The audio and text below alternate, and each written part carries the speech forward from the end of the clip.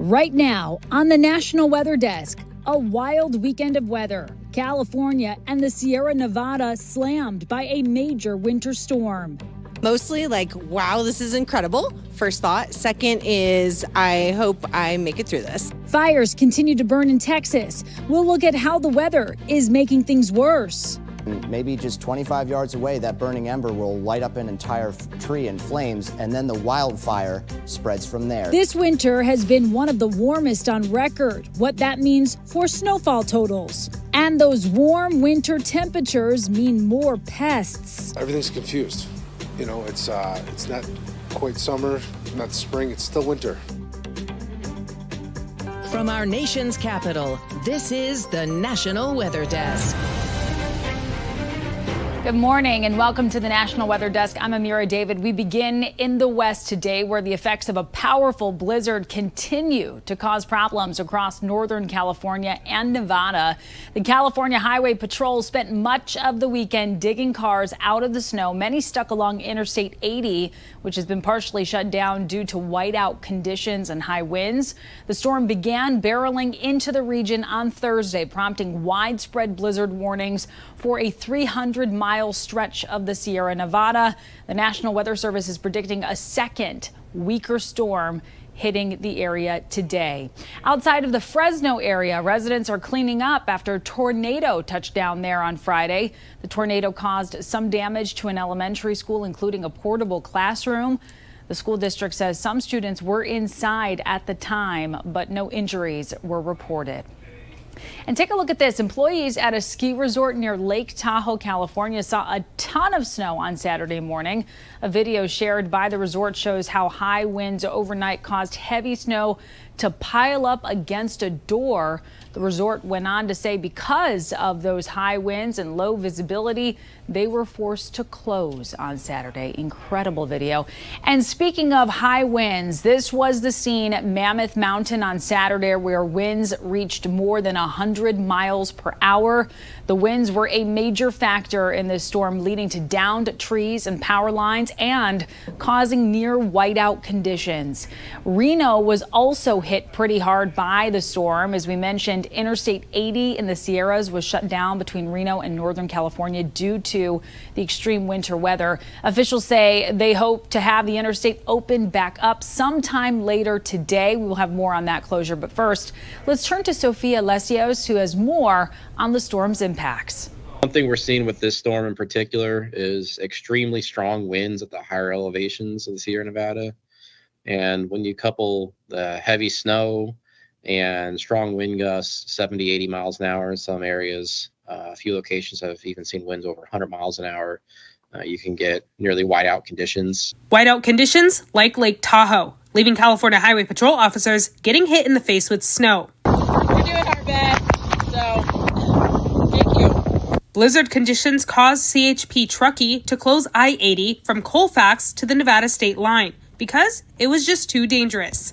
Emergency personnel and tow trucks had a hard time getting to people stuck in the roads because conditions were unbearable. Not only would you be looking at slick conditions on the roads, you may not be able to see what's in front of you because of the strong winds blowing snow around. Closer to home, China Peak also saw similar conditions. Saturday, the mountain resort was closed due to heavy snow and limited visibility traveling on Highway 168. You may end up driving in an area and then see a sudden decrease in visibility, almost like the dense fog we have here, except now you're dealing with slick roads on top of it. And that's not really a situation you want to find yourself in. So stay away from travel in those areas, especially in the blizzard warning, because it may end up being too dangerous and ultimately not worth the trip. But that didn't stop China Peak employees from grooming trails. And in the valley, a couple different tornado warnings were issued, including one that touched down Friday in Madera County. The National Weather Service says it tore down trees in an elementary school. That storm took advantage of the good conditions for severe weather and ended up actually producing a very short-lived tornado. With slick roads, whiteout conditions, and short-lived tornadoes, this storm was one for the books. By definition, I would say it is historic just because it's pretty rare to see such strong winds, heavy precipitation, and then severe weather all happening at the same time. Just off I-80, truckers get ready for the long haul. Yeah, I'm going to take a shot at it and just take it easy. Minutes after that interview, westbound traffic was briefly shut down. You know, you get there when you get there. There's no rush, really. Yeah. Safety is the number one priority. A touch-and-go day in the mountains for the thousands of 18-wheelers that drive over Donner Summit every day. There are some companies that are rolling the dice that have sent their trucks over the hill to go into the ports and kind of keeping their fingers crossed. Paul Enos is the CEO of the Nevada Trucking Association. He says most companies are adjusting. We have some folks who have reduced their operations fairly tremendously, and then some folks have stopped all their westbound operations entirely. Grocery stores tend to stock up before storms and usually have a 3-day supply of food. But some manufacturers can feel the effects of interstate closures immediately. Trucks shutting down for some just-in-time manufacturing, which we do have some of that out at the Tahoe Arena Industrial Center. It could be just 1 to 2 hours before those production lines shut down or slow down because they don't have all the requisite parts.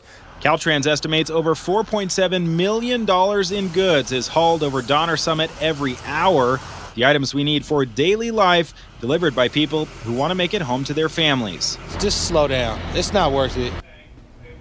And all that snow can cause a major risk for avalanches, but it's not only the snow that can make things dangerous. Theron Zahn explains. Avalanche danger can change rapidly in the mountains.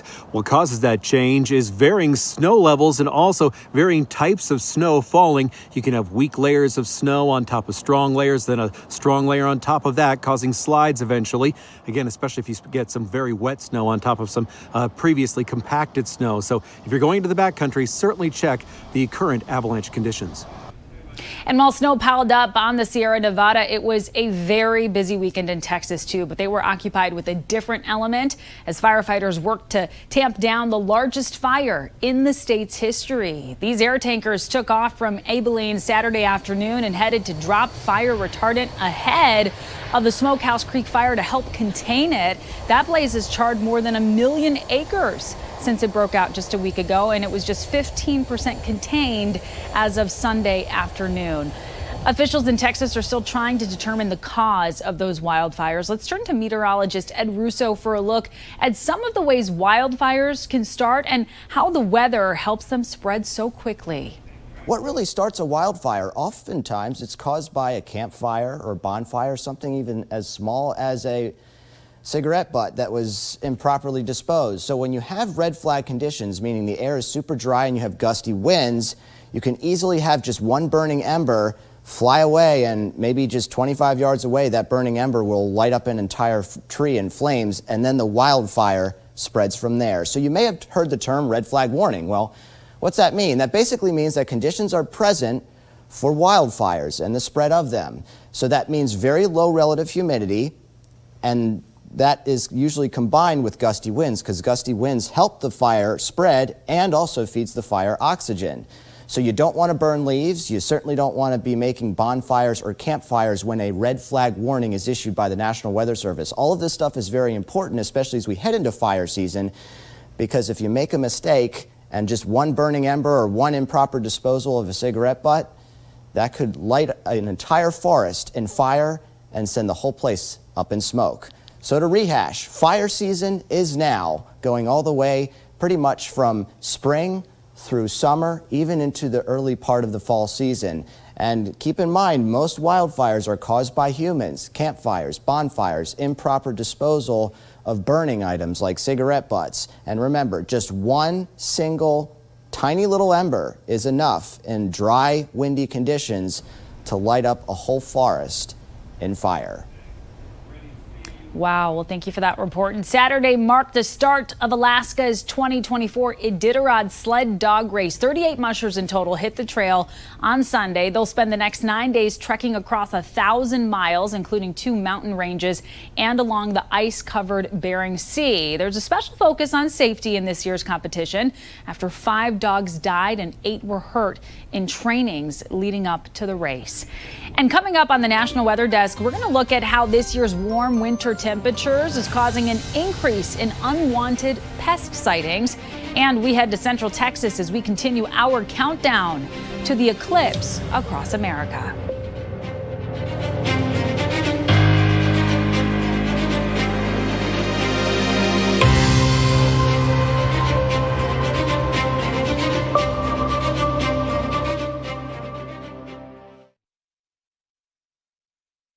I'm meteorologist Ryan Munn with a look at the Northeast. As we head through the daytime today, we are looking at cloudy skies, but notice these temperatures.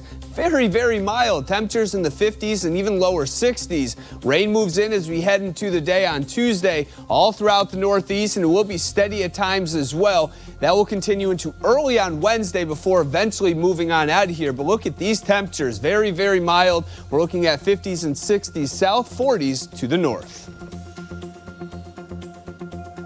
Our Chief Meteorologist Gerard Javeli. Here's a look at the mid-Atlantic region. Some patchy fog possible as we begin your Monday morning, but we're looking mostly dry until a little bit later. We're only talking 3, 4 o'clock. We're going to be watching our storm system moving in, and we're looking at good chances of rainfall late Monday night and into Tuesday morning, but we're mostly clear after that point. We've got a busy, stormy pattern for the week ahead, but our temperatures are mild to start. Monday could still reach the mid-60s. We'll see some cooler temperatures to run in our way as we head a little bit later into the week. I'm meteorologist Vitas Reed. Here's a look at your southeast forecast. Highs for the day: 78 in Nashville, 76 in Birmingham, Raleigh at 69 degrees, 82 in Tampa, warm one there, Mobile 75 degrees. We're looking at an area of low pressure off the coast of the Carolinas, continues to move north, dropping some rain up towards Norfolk. A little bit of clearing over like Atlanta down I-75, but we have some storms moving through parts of Louisiana, heading into Jackson and over towards Pensacola as we get into the overnight, expecting some rain with the next system pushing into Florida.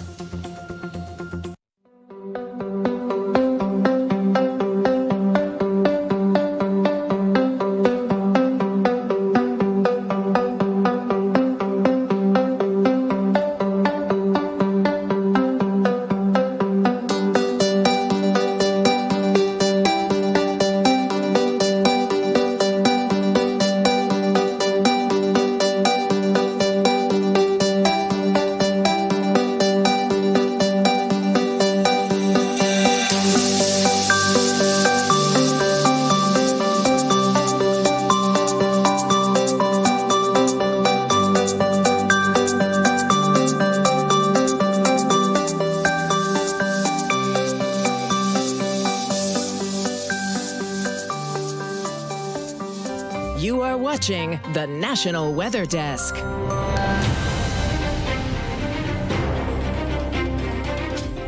We continue our countdown to the solar eclipse across America. We are now only 35 days away. Officials estimate that as many as 720,000 visitors may head to Texas to see it, with thousands of Texans traveling locally to get a prime view. Meteorologist Chicago Windler from our Austin station has some tips on how to get a front row seat from a Texas state park. 31 Texas state parks are in the path of totality for the April 8th solar eclipse, including right here at Pedernales Falls State Park. But if you're hoping to view it from here, you'll need more than just eclipse glasses. I highly recommend making reservations ahead of time. If you wanted to camp at a Texas state park, reservations open back on November 7th, and it's probably too late. Here at Pedernales Falls, regular campsites will be closed for construction starting April 1st. We'll be moving on before then, but I mean, on a spot like this, it has such natural splendor.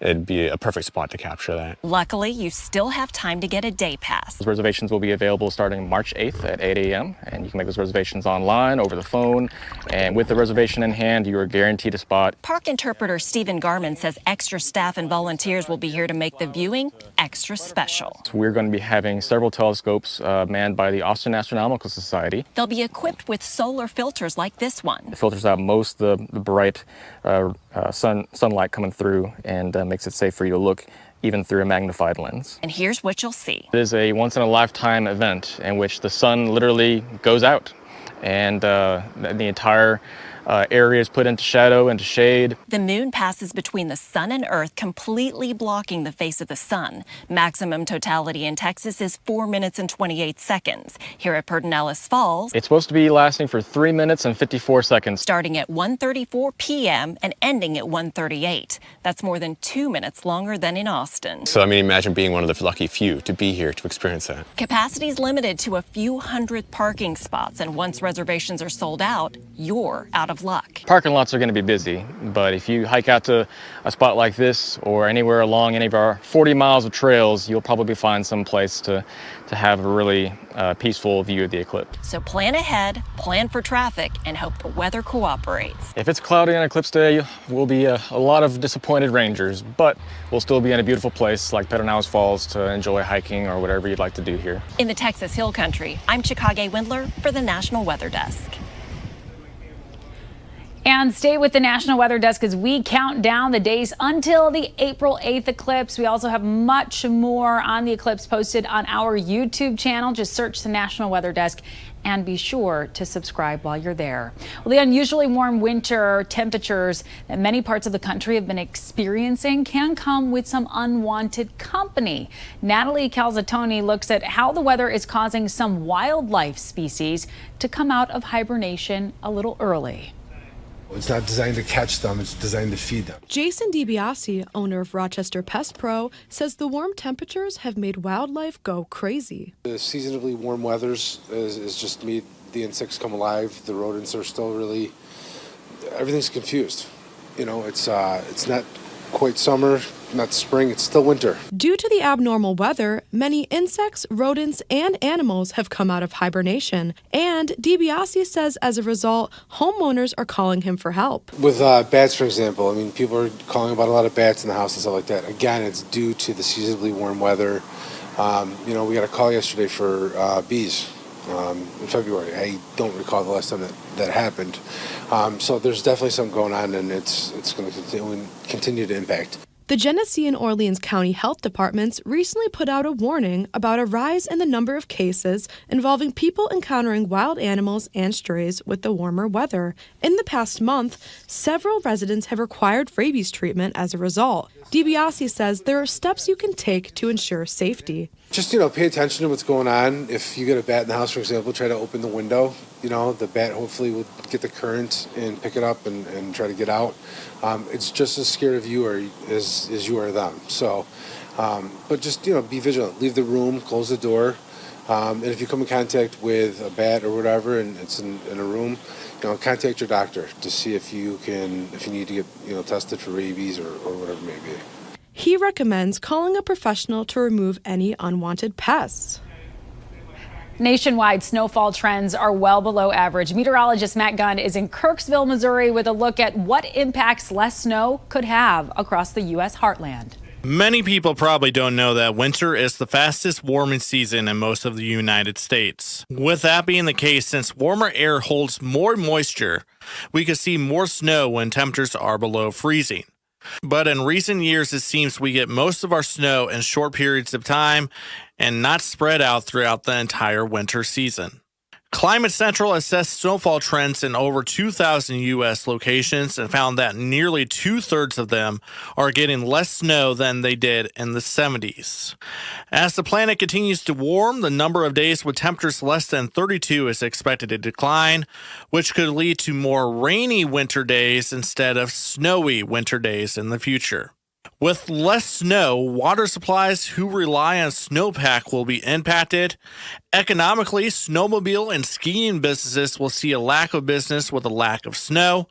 Finally, with the decline in the amount of snow, improvements to drought conditions will not be as noticeable throughout the winter. This could potentially lead to more wildfires taking place during the warmer parts of the year and us feeling the impacts for those out west right here in the heartland. I'm meteorologist Matt Gunn reporting. Concerned about already high water levels before Florida's wet season, officials began discharging water from Lake Okeechobee back in February. As the water continues to flow into local estuaries, residents say it's creating an environmental catastrophe. Dylan Huberman has more. It's environmental genocide. It's preventable. 3 weeks a month, this will all be brown. Captain Rufus Wakeman has been out on the Indian River Lagoon and St. Lucie estuaries for decades and now owns River Palm Cottages and Fish Camp in Jensen Beach. He says he's tired of discharges pouring into the local estuaries, which started again February 17th. It's unfair. It's unfair that the Caloosahatchee and the St. Lucie River keeps suffering this burden. We're losing what this place used to be. and it's all because of water quality. It's also impacting business owners on and near the estuaries, like Rex Hannon, who owns Worldwide Flyworks in Jensen Beach. But he says this is much bigger than his shop. It's going to affect everything from tourists to property values to not being able to walk the beach in a place where you moved to do exactly that. We're getting to a point where we won't be able to bring it back. Mike Holliday of Captains for Clean Water says the discharges from Lake O have to go south because he says the St. Lucie River and Indian River Lagoon are essentially being killed. Until we stop the water from coming here, 100% of the water from coming here, it's not coming back. You can have the seagrasses come back and then they dump the water on it. It's just going to kill it. The only way I see it changing is if people band together and raise their voice. We have a beach here and kids are going to frolic in the water, and if kids can't go in the water, then that's just unacceptable.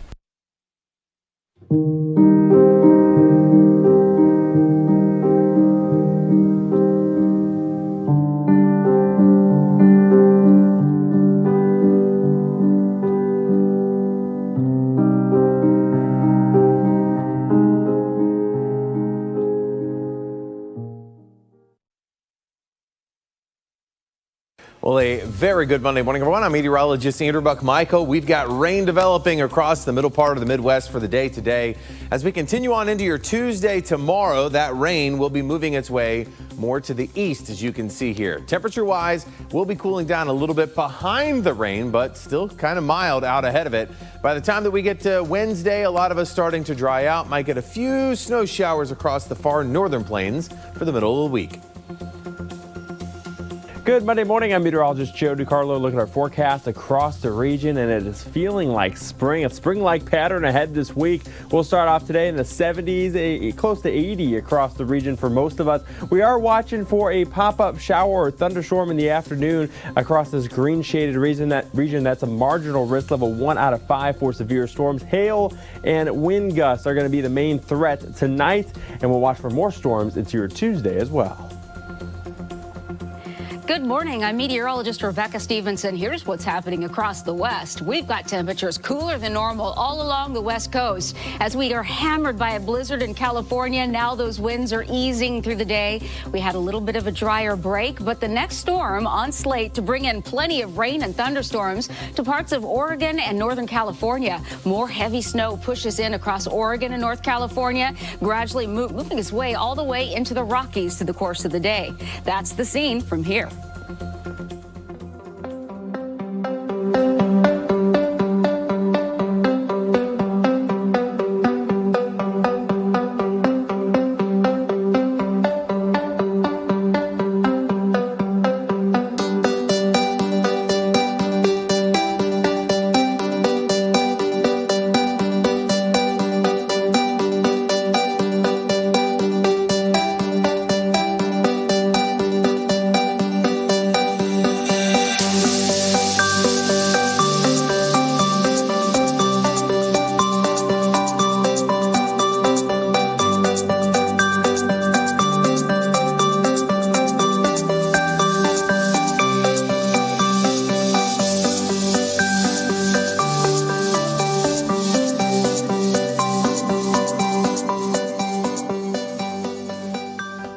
Weather Window, presented by the National Weather Desk.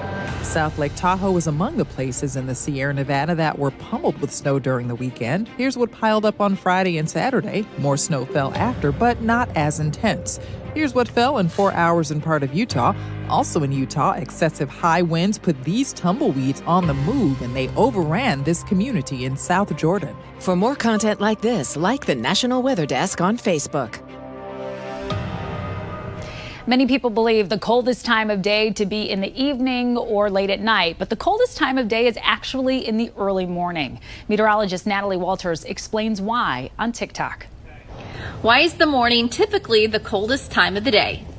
Well, a simple answer is that during the day, the sun is heating the Earth's surface and it gets warmer. Once the sun sets, we stop receiving that radiation, and all of that radiation that's at the Earth's surface then starts to escape up into space. So the coldest time of the day is going to be right after sunrise, once all of that heat has escaped before the sun starts heating the surface again. Well, for more content like this, be sure to check us out on social media. Just search the National Weather Desk.